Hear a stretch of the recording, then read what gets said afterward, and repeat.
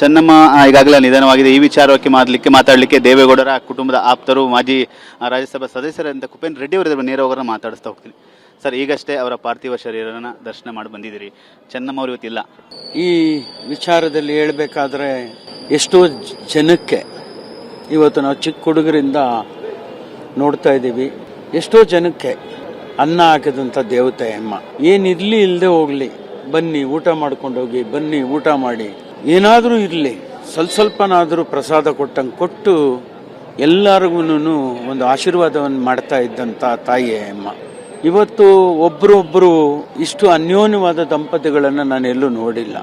ಆದರೆ ಇವತ್ತು ಗೌಡ್ರ ಮುಖದಲ್ಲಿ ಗೌಡ್ರು ನನಗೆ ಈಗ ತಾನೇ ಏನು ಹೇಳ್ತಿದ್ರು ಅಂದರೆ, ನನಗೆ ಇಂಟ್ಯೂಷನ್ ಏನಾಯಿತು, ನಾನು ಬಂದು ಹಣೆಗೆ ಒಂದು ಕುಂಕುಮವನ್ನು ಇಟ್ಟು ನಾನು ಒಂದು 5 ನಿಮಿಷ ಪ್ರೇಯರ್ ಮಾಡ್ಕೊಳ್ತಾ ಇರುವಾಗಲೇ ಉಸಿರು ಬಿಟ್ಟರು ಅಂತೇಳಿದರೆ, ನನ್ನ ದೇವರು ಇಲ್ಲಿ ಕರ್ಕೊಂಬಂದು ಅವ್ರು ನನ್ನ ಕೈಯಿಂದಾನೇ ಸಾಯಬೇಕು ಅನ್ನೋದಾದರೆ ನಾನು ಏನು ಹೇಳಬೇಕು ಅನ್ನೋದು ಗೊತ್ತಿಲ್ಲ ಅಂತ ಹೇಳ್ತಿದ್ದೆ. ದೇವೇಗೌಡರು ಆಸ್ಪತ್ರೆಗೆ ಬಂದ ನಂತರದಲ್ಲಿ ಅವರ ಜೀವ ಹೋಗಿರೋದು ಅಂತೀರ, ನಿಧನರಾಗಿದೆ ಅಂತೀರ?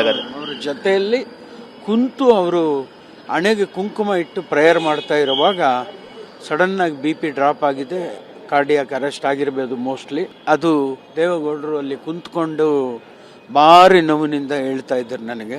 ನಿಮ್ಮ ಅವರ ಒಡನಾಟ, ಕುಟುಂಬದ ಒಡನಾಟ ಎಷ್ಟು ವರ್ಷದ್ದು? ನಾನು ಸುಮಾರು ಚಿಕ್ಕ ಹುಡುಗನಿಂದ ನಾನು ನೋಡ್ತಾ ಇದ್ದೀನಿ, ಅವರ ಫ್ಯಾಮಿಲಿ ಒಟ್ಟಿಗಿದ್ದೀನಿ. ಆದರೆ ಇವತ್ತಿನ ದಿನ ಇಷ್ಟು ಅಪಾರವಾದ ಆ ನೋವನ್ನು ಅವರ ಕುಟುಂಬದವರು ಹೇಗೆ ಭರಿಸ್ತಾರೆ ಅಂತೇಳಿ, ತಾಯಿಯನ್ನು ನೋಡದೆ ಯಾರೂ ಹೋಗ್ತಿರ್ಲಿಲ್ಲ. ಅವ್ರ ಮನೆಯಲ್ಲಿ ಎಲ್ಲ ಮಕ್ಕಳು ಸಹ ಆ ವಿಚಾರದಲ್ಲಿ ಅವರಿಗೆ ಆ ದುಃಖವನ್ನು ಭರಿಸುವಂಥ ಶಕ್ತಿ ಆ ದೇವರೇ ಕೊಡಬೇಕು ಅನ್ನೋದು. ಮುಂದಿನ ಕಾರ್ಯ ಎಷ್ಟು ಗಂಟೆ ಇಲ್ಲಿಂದ ತೆಗೆದುಕೊಂಡು ಹೋಗ್ತಾರಂತೆ? ಮುಂದಿನ ಏನು ಸರ್? ಈಗ 8:30 ಇಲ್ಲಿ ಬಿಡ್ತಾರೆ, 9 ಗಂಟೆಗೆ ಪದ್ಮನಾಭನಗರಕ್ಕೆ ಹೋಗ್ತಾರೆ.